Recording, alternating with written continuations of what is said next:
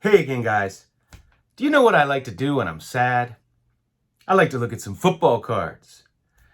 Today we lost another legend, Franco Harris. I have this old Polaroid from when I was growing up, and I turned my room into a card room. I actually did sleep in there, but the first pictures I took with all my cards spread out when I was a little kid, and right there on my door, I had a poster of Franco Harris. Franco was the number one draft pick for the Steelers in 1972. In 1973, 7-Eleven issued these cups, and this one obviously shows Franco.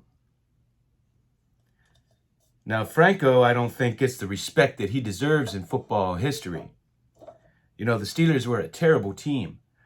And when Franco came, he was just a big running back.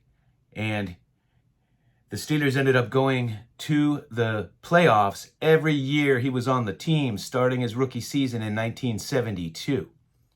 He was actually a backup running back to Lydell Mitchell at Penn State. Chuck Noll wanted to take Robert Newhouse over him in the first round, but the other coaches wanted Franco, and it changed the team. At the time he retired, only Jim Brown had more rushing yards than him. Jim Brown was a little upset that he was chasing his record, and he challenged him to a race. And they did a 40-yard dash, and Franco beat him. They actually did a few events, 4 events, and Franco beat him in both of the football events. And Jim Brown beat him at racquetball and basketball. Of course, Jim Brown regarded as the greatest running back of all time. This is a gift that Reese ND Card Ranger sent me. It's the photo proof for the discs they made. Of course, this is his rookie card.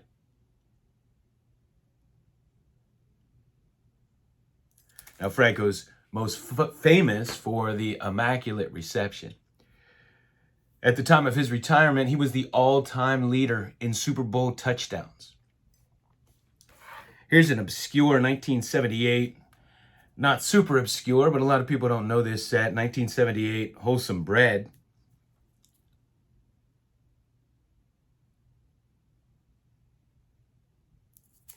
My favorite card of his is the 1975. Just a classic Franco at the height of his career and popularity. You know, when he came to the Steelers, he just turned them into such a different team. You know, before the Mel Blount rule, it was a different game.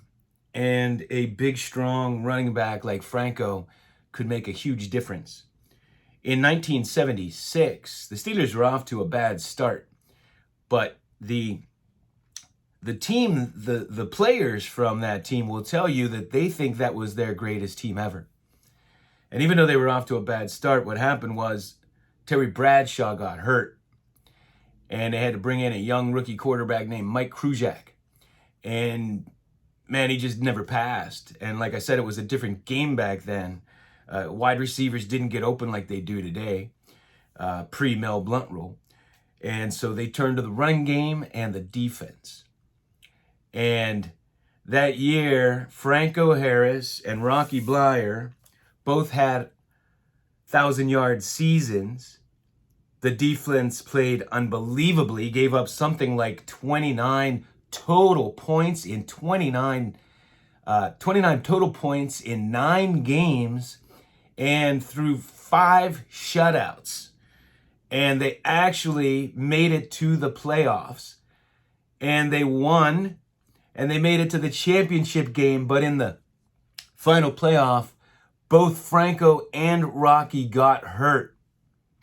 And they ended up losing that championship game because they didn't have a running game. So that's my tribute to Franco Harris, a legend to those of us from Pittsburgh and those of us who got to watch him play. He doesn't get enough hobby love. He doesn't get enough football love. But what he meant to Pittsburgh, he gets a lot of love. Thanks for watching.